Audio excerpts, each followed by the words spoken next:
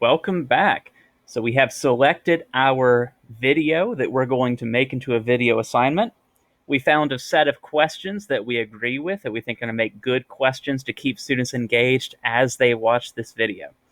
So now let's make it our own, and then we'll assign it. So if you want to make no changes whatsoever and just assign it straight up, you can click assign, and it will take you from there. Personally, I much prefer to hit either copy or edit.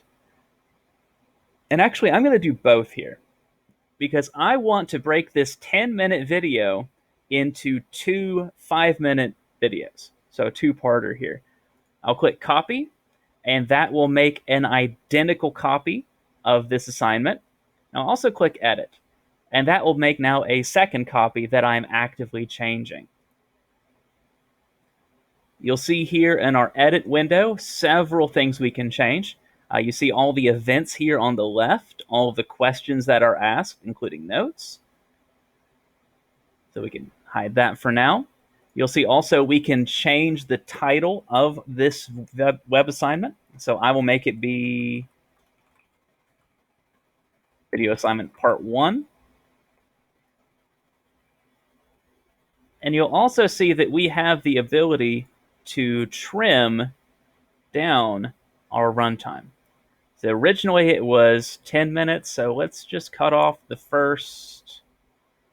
We'll delete those events. Yeah, I have the perfect copy over there. So we'll trim down. Now we're about 5 minutes. Obviously, you can set it so that it ends on a nice, perfect end of sentence, end of a thought. You'll notice that the preview is adjusting based on the time on the tracker.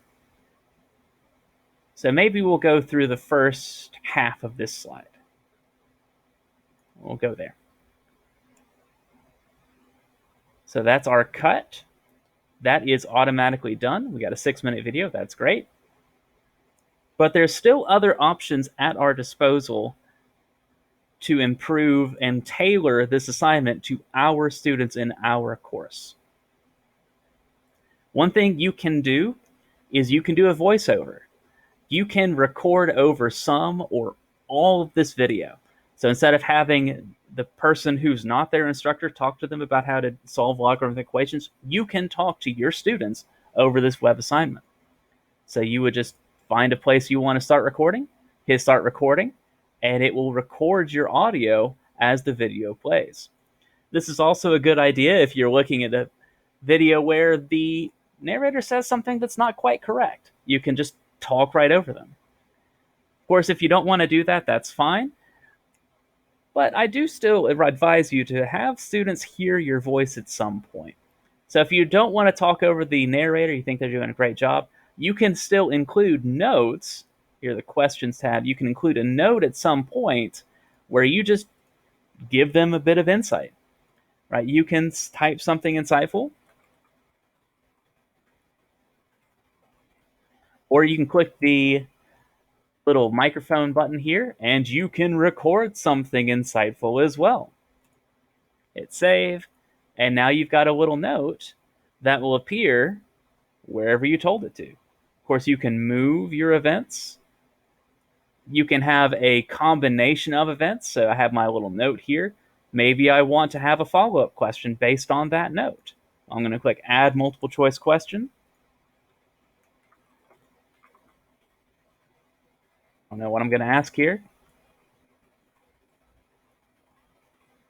And now I have a follow-up question based on that note. Well, that's fantastic. I can add other questions elsewhere just by clicking somewhere else on the tracker where I want the question to appear and have an open-ended question or a multiple choice question, anything like that.